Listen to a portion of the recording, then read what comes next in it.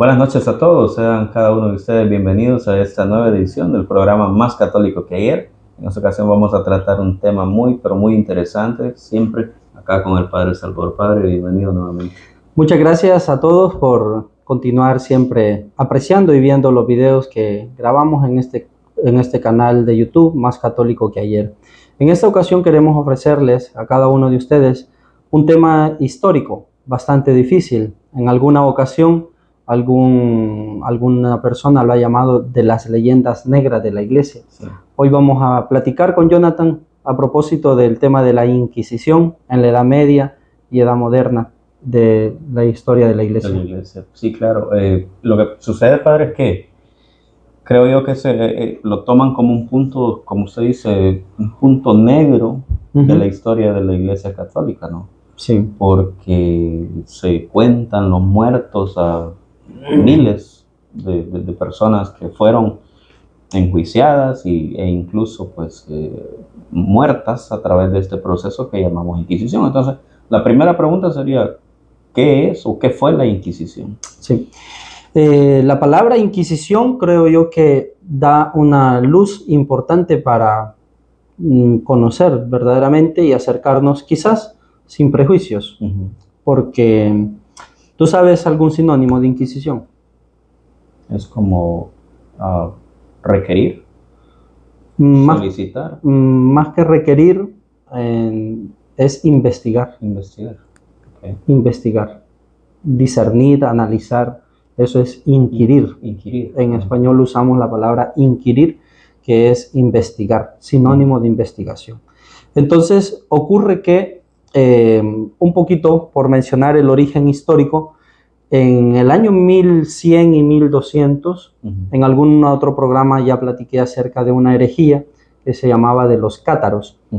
Sucede que en el año, digamos, 700, 800, 900, 1000 de nuestra era, había una gran deficiencia académica de la gente, había un analfabetismo muy grande, y aquella persona que sabía leer y escribir era una persona que ya se involucraba en el ámbito, digamos, eclesiástico, y normalmente aspiraba, ascendía y se formaba para ser sacerdote.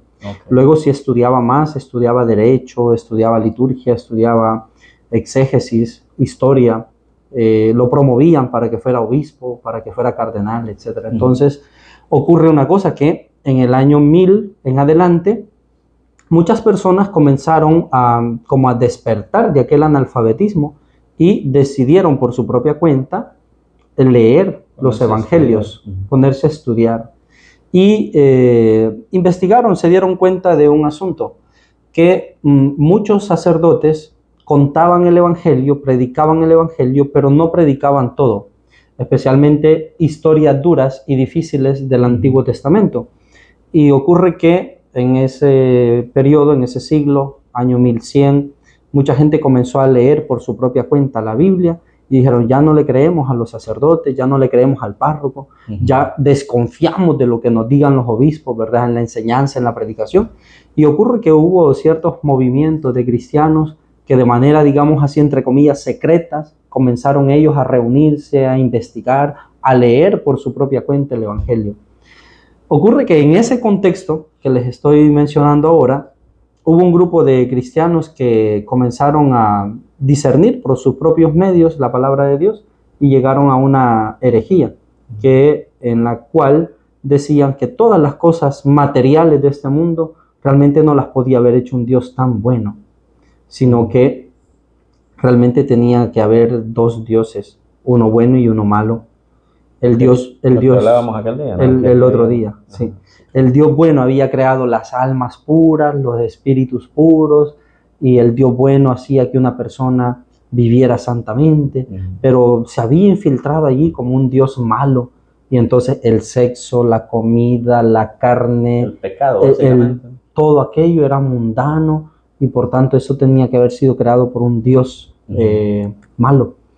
En ese sentido, surge esa herejía que se llama de los cátaros, y esta herejía de los cátaros, sur de Francia, norte de España, difundían esas doctrinas contrarias a la fe católica. Por eso en el año 1200 hubo 4 concilios en una colina de Roma que se llama Letrán, y en esos concilios definieron un dogma de fe, que toditas las cosas las ha hecho solamente un Dios, un solo Dios. Entonces, la Inquisición surge un poco en ese contexto en el cual la Iglesia quiere advertir a grupos de cristianos clandestinos que no pueden investigar por su propia cuenta la palabra de Dios sin ser dirigidos por la Iglesia. Entonces, ese es el origen, digamos así, más remoto de la Inquisición. Digamos que básicamente lo que se trató de hacer era evitar que se siguiese propagando esa herejía. Sí. No solo esa herejía, surgieron otras más. Este es un ejemplo. Comienza en un lugar, ¿cierto? Esto, pero luego hay otros lugares que se está propagando herejías de diferentes tipos en diferentes años, o sea, no en el 1200 que inicia, sino que incluso hay una de 1800, si no me equivoco. Sí, claro. Y todos estos años permanece la Inquisición. Sí. Fíjate que sucede un asunto que yo creo que a muchas personas les puede parecer extraño, especialmente porque nadie habla o no lo comentan así. Pero sucede este fenómeno. La Inquisición de la Iglesia copió las inquisiciones de los reyes, del mundo civil, del mundo político. ¿Por qué motivo? Porque sucede que este periodo que les estoy hablando, 1200 a 1600, había rey en España, rey como 3 reyes en Italia, había rey en Francia, en Alemania y en Inglaterra. Entonces, toda Europa era dominada y controlada por la realeza.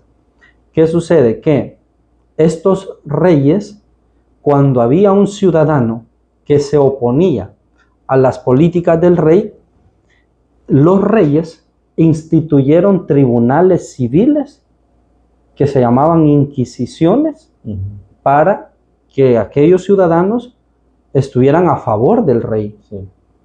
Entonces ocurre que la Iglesia Católica copia ese modelo cuando ve que hay cristianos católicos que se están desviando de la doctrina y lo proponen al Papa. Y el Papa dice, sí, está bien. Así como los reyes humanos, terrenos, tienen sus tribunales, la Iglesia también va a tener un tribunal que le han llamado, y todo el mundo ha dicho, incluso usado la expresión la Santa Inquisición, con un tono bastante sarcástico. Sí. Entonces ocurre que la Iglesia copia ese modelo de la Inquisición civil, a aplicarlo a la Inquisición eclesiástica o religiosa cuando hay un cristiano que se aparta de la fe. Y entonces, ¿qué incluía la Inquisición? La Inquisición en la Iglesia Católica tiene un aspecto que se amonestaba a un cristiano que dijera herejías, en primer lugar diciéndole que se callara, que no dijera, que no difundiera doctrinas contrarias. Luego, si hacía caso, pues bien, y si no hacía caso, se aislaba, se apartaba de la familia, de una comunidad, luego se excomulgaba, y al final, incluso, el Papa Juan Pablo II en el año 2000 pidió perdón a toda la humanidad en nombre de la Iglesia porque se cometieron crímenes, hubo muertes. Y ocurre que hay un estudioso italiano muy importante, Massimo Barbero se llama, que este señor es muy equilibrado a la hora de investigar la historia, y cuenta él cómo la Iglesia Católica no se puede decir que haya torturado a personas. Hubo asesinatos, él dice, de parte de la Iglesia, y fueron asesinatos netos, limpios, o sea, más bien sin ese sufrimiento. En cambio, este estudioso italiano menciona que en los tribunales civiles de la Inquisición lo que acostumbraban era la tortura. Realmente, quien esté en este minuto escuchando esto, que sepa, ¿verdad?, que no estoy contando algo en contra de los tribunales, estoy contando la historia. Lo que es. Pero en los tribunales civiles de los reyes había tortura. Y no solamente ocurrió la tortura de los tribunales civiles inquisitorios en la época medieval que se llama, sino que incluso antiguamente en Grecia había inquisición, se llamaba de otra manera. Sí. Y por ejemplo se torturaba especialmente a los que eran esclavos, a los ciudadanos griegos no, romanos tampoco, pero torturaban a los esclavos que se rebelaban. Entonces eso ha existido. Ahora bien, en la Inquisición que ahorita nos ocupa, hubo eso y ocurre de que hay números, datos de personas que fueron, digamos, justiciadas, incluso con pena capital por el tema de la Inquisición. El Papa Juan Pablo II tuvo el valor, él sabía también lo que hacía, de abrir el archivo vaticano a investigadores, historiadores. Y dijo el Papa, con temor, con miedo y tal, pero que investiguen. Abrieron todos los archivos del Vaticano para ver todas las inquisiciones y cosas y tribunales que había. Y ocurre que los estudiosos que entraron allí no eran personas cristianas especialmente o afines a la Iglesia Católica, porque el Papa quería que fuera una investigación muy transparente. Y las conclusiones del año 92, 93, 94 fueron bien tremendas, porque ocurre que se dieron cuenta que la Inquisición de la Iglesia Católica fue la más suave y la que menos daños causó.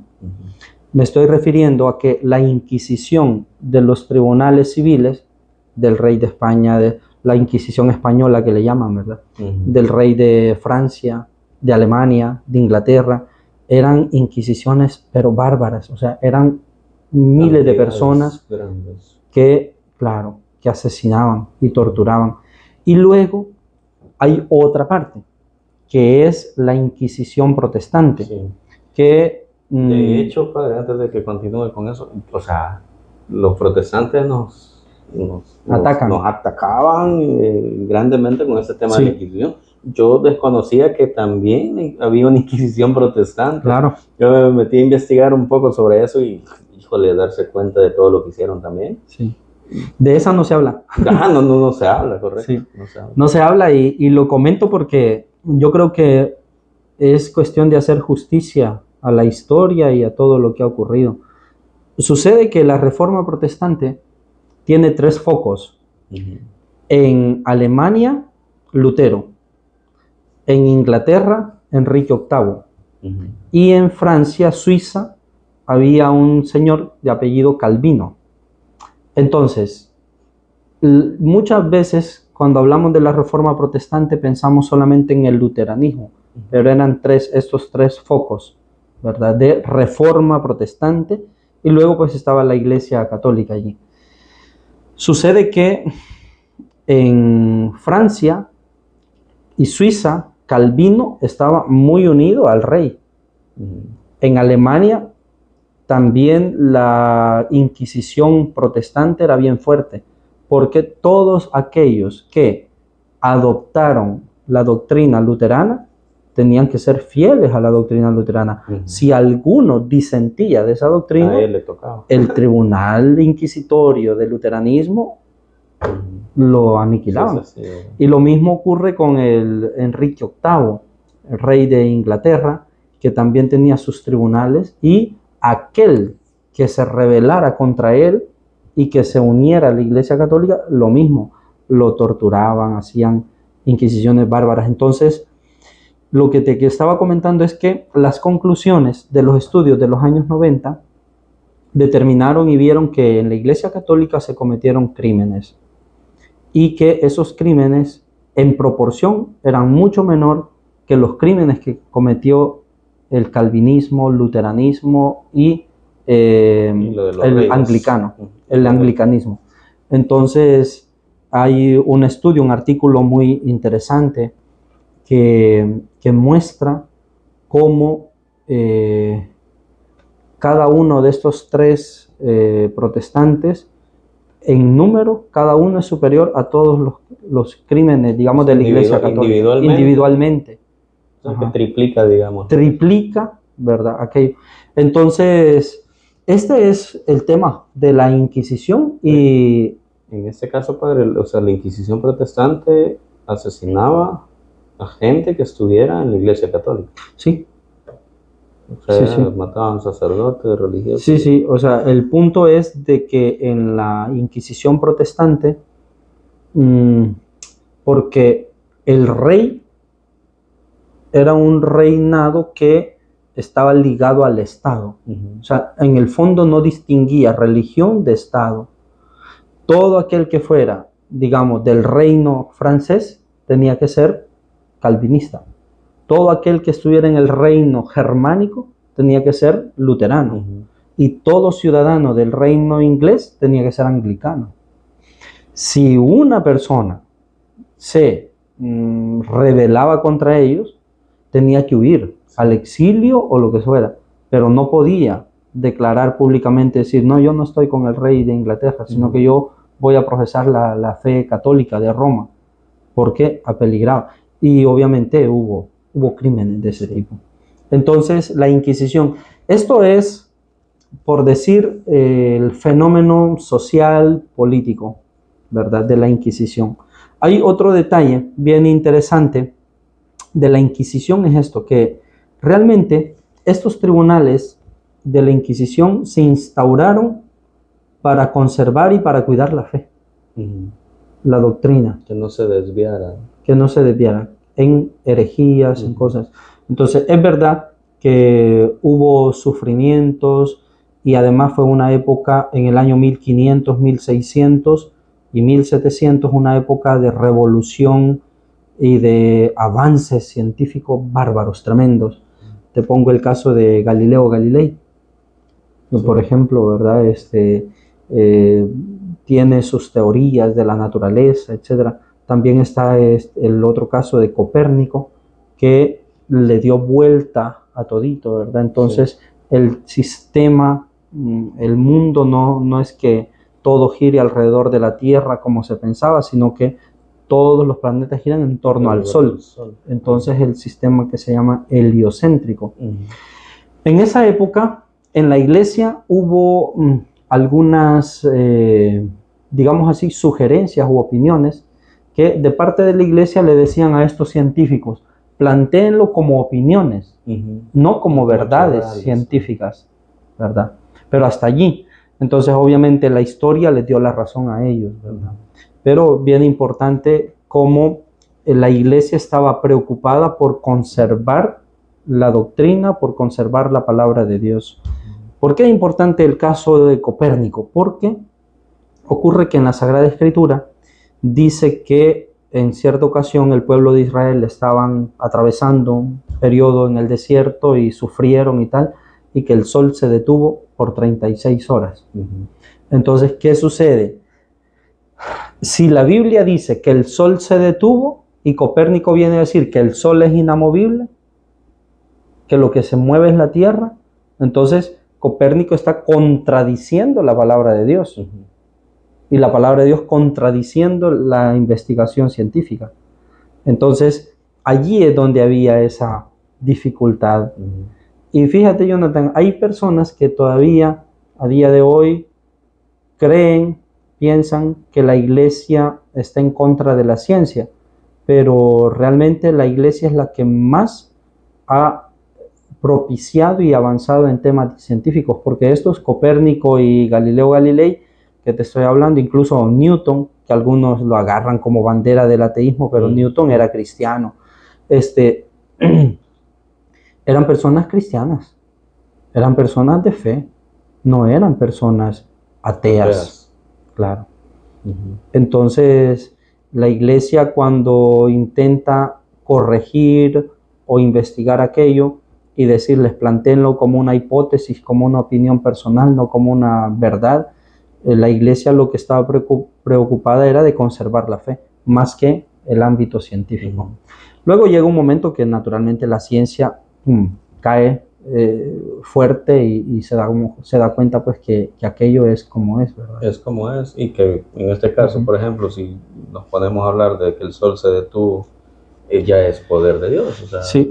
sencillamente. Hay una situación bien interesante, bien bonita a propósito de eso, porque la iglesia, cuando descubre algo, lo que hace, al menos a día de hoy, quizá en aquella época no se pensaba como hoy, pero a día de hoy, si un científico descubre algo que es contrario o que al menos suena contrario a la palabra de Dios, contrario a la doctrina de la iglesia hoy es más cautelosa y dice que hay que investigar, ya sea en el ámbito científico investigar más, o hay que investigar más la palabra de Dios teológicamente, porque en la actualidad están los exegetas que estudian la palabra de Dios, la Biblia, y son ellos los que tienen que investigar, porque la Biblia no es un libro científico, es un libro religioso.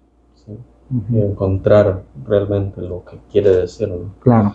Yendo un poco más atrás, padre, leí algo acerca de Constantino, que igual tenía sometida a la iglesia, que no podían profesar la fe cristiana libremente, ¿no?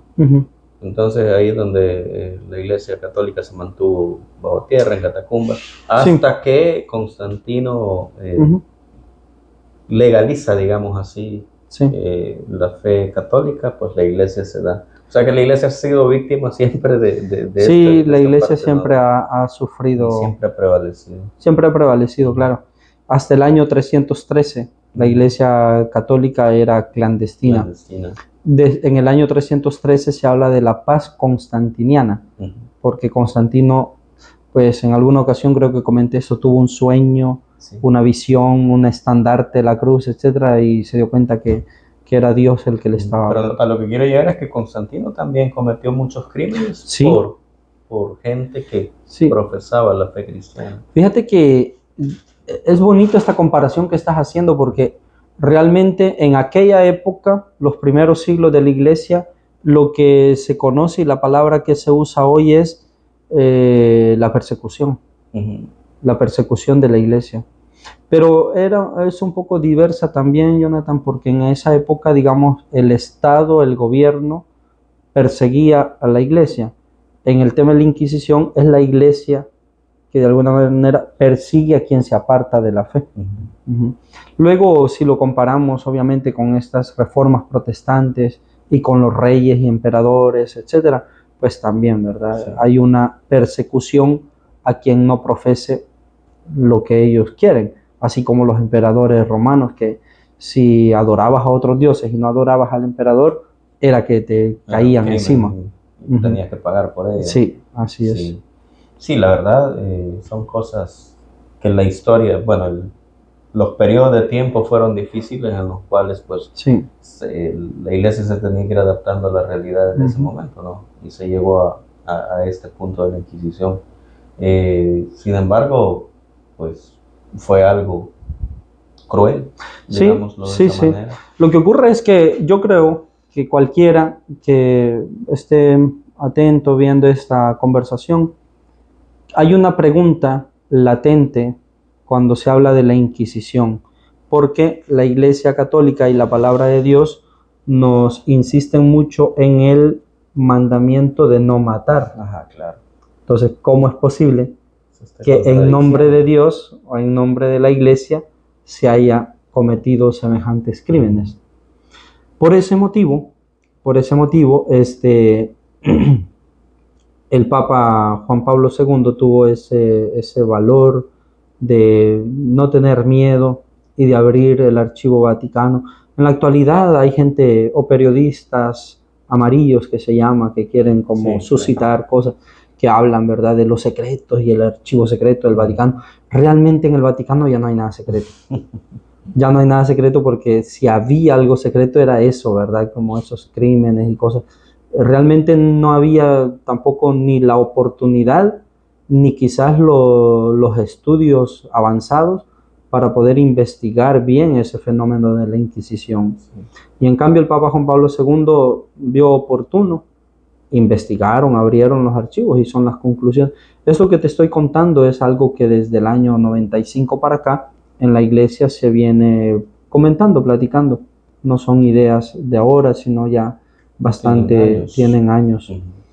Una última cosita quizás que querría yo comentar es que este tema de la Inquisición duró hasta 1700, 1800 más o menos. Por eso algunos pueden hablar, o quizá un personaje muy conocido y famoso es Juana de Arco, ¿verdad? Hay películas, hay documentales, hay historias en torno a esta figura importante, ¿verdad? Por defender la iglesia, por defender la fe, etc. En esa época de la Inquisición se creó en la iglesia una institución, ¿verdad? Que era, se llamaba la Congregación de la Inquisición, como un tribunal. Y ese tribunal, fíjate Jonathan, como se creó para defender la fe, después de Tribunal de la Inquisición, no tengo presente, pero yo creo que hace como unos 150, 200 años le cambiaron nombre, y se llamó Santo Oficio. Y después, si no me equivoco, en los años 1960, 70, se llamó Congregación para la Doctrina de la Fe. Así se me llama hasta el momento. El Papa Francisco le ha cambiado, dicasterios. Hoy se llaman dicasterios. Entonces, en el Vaticano, actualmente, la palabra que se usa es dicasterio para nombrar las instituciones. Entonces está dicasterio para el clero, dicasterio para los obispos, dicasterio para la nueva evangelización, para la vida, y el dicasterio para la doctrina de la fe. Entonces, normalmente estos dicasterios son presididos por algún cardenal, al cual el Papa le confía cuidar, en este caso el dicasterio de la doctrina de la fe, cuidar la pureza, la doctrina de la fe. Que siempre son los tribunales. Son tribunales. Pero hoy en la actualidad, ¿qué casos podrían ellos ver? Sí, fíjate que actualmente, Jonathan, si yo, por ejemplo, escribo un libro de doctrina, un libro de moral, un libro sobre religión, sobre liturgia, sobre catolicismo, y yo me profeso cristiano católico, normalmente ese libro, digamos así, pasa una censura. En este caso, yo si quiero, hago un libro y lo quiero publicar, le muestro a mi obispo y mi obispo me puede dar se llama en la iglesia nihil obstat, es decir, que no hay nada contrario a la fe ni a la doctrina. Entonces, para que se publique. Entonces, si el obispo me dijera, miren, esta página hay una cosa que está ambigua, ¿qué tal? Que yo creo que aquí puede dar mejor aclaración, entonces él tiene que hacer las correcciones. Ahora bien, si yo no hiciera caso al obispo, entonces él puede remitir y decir, miren, tengo un sacerdote que ha escrito un libro y no me está haciendo caso. Entonces, revísenlo ustedes y tal, etcétera. Entonces allá al Vaticano llegan ese tipo de situaciones. En El Salvador tenemos un caso de un sacerdote que todavía está vivo, y este sacerdote lamentablemente tiene no es todo el libro, pero tengo entendido que son 2 o 3 capítulos en los cuales realmente él no, digamos así, deja como entredicha la divinidad de Cristo. Y fíjate, en el año 90, en esa época, quien estaba encargado era el cardenal Ratzinger, el Papa Benedicto XVI. Y el Papa Benedicto XVI, desde el año 90 hasta el año 2002, le estuvo diciendo que corrigiera, que enmendara, qué tal, y no hizo caso. No hizo caso. En el año 2004, 14 años o 15 años después, el cardenal Ratzinger todavía era prefecto del dicasterio para la doctrina de la fe, y envió una carta, un comunicado a todita la Iglesia Católica diciendo que él podía ser profesor, pero no de doctrina católica. Y lo que él enseñaba no se podía tener como doctrina católica. Eso lo que se llama es una suspensión bien seria. ¿Por qué motivo? Porque se le quita a una persona lo que se llama en latín venia docendi, es decir, el favor o la capacidad de enseñar doctrina católica. Y también de ejercer el ministerio sacerdotal. No necesariamente. En este caso se le prohíbe que diga él que es profesor de doctrina católica cuando no es católica la doctrina. Entonces, eso es lo que pasó. Tuve la suerte de tener un profesor que conoció mucho ese caso, muy de cerca, y este profesor en la universidad, él dice que se sentaba con el cardenal Ratzinger a evaluar, pero no solamente él, porque el dicasterio en cierta ocasión vio una fotografía y creo que eran como 40 personas. O sea, el cardenal preside un grupo de 40 consultores de todito el mundo y de toditas las áreas de la doctrina, ¿verdad? Para investigar. Entonces no es que sea el capricho del cardenal decir... No dejar pasar. Correcto. Entonces este profesor decía que el cardenal Ratzinger es muy educado, porque es una persona diplomática, educadísima y tal, muy respetuosa, y le escribió una carta diciéndole y corrigiéndole. Dice que este sacerdote le mandó una carta bien ofensiva, bien ofensiva y tal, etcétera. Entonces, lamentablemente, pero este tipo de situaciones en la actualidad son pocas, son escasas, pero todavía este dicasterio para la doctrina de la fe cuida y procura en la Iglesia Católica conservar la pureza de la fe y ser fiel a la palabra de Dios. Ese era siempre el objetivo de la Inquisición. De la Inquisición. Bueno, esperamos de que esto haya dado más ideas, ¿no?, sobre cómo defenderse de los ataques ante la pregunta. La Inquisición católica mató a tantas personas. Pero la intención siempre fue eso, ¿no? Lastimosamente se dieron algunos casos que sí contrarían la doctrina y pues eso es lo que nos pone en esa situación, pero la idea es enseñar, conocer, aprender de esto para tener claro de cómo fueron las cosas. No sé, padre, ¿algo más que agregar?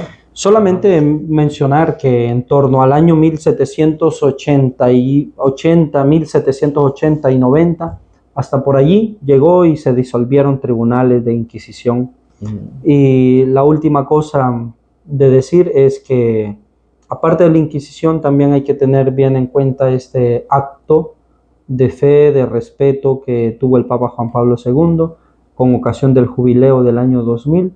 El Papa en público se postró en tierra y pidió perdón por este tipo de pecados y situaciones que había en la iglesia, quizás no solamente por la Inquisición, también por mal ejemplo, mal testimonio de muchos cristianos católicos, pero la iglesia ha pedido perdón en más de una ocasión, no solamente en esa ocasión, por la situación de escándalo que puede suponer este tema para muchos cristianos todavía. Claro, así es.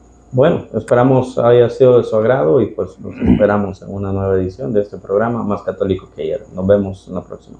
Un gusto saludarles a todos, que tengan un buen día.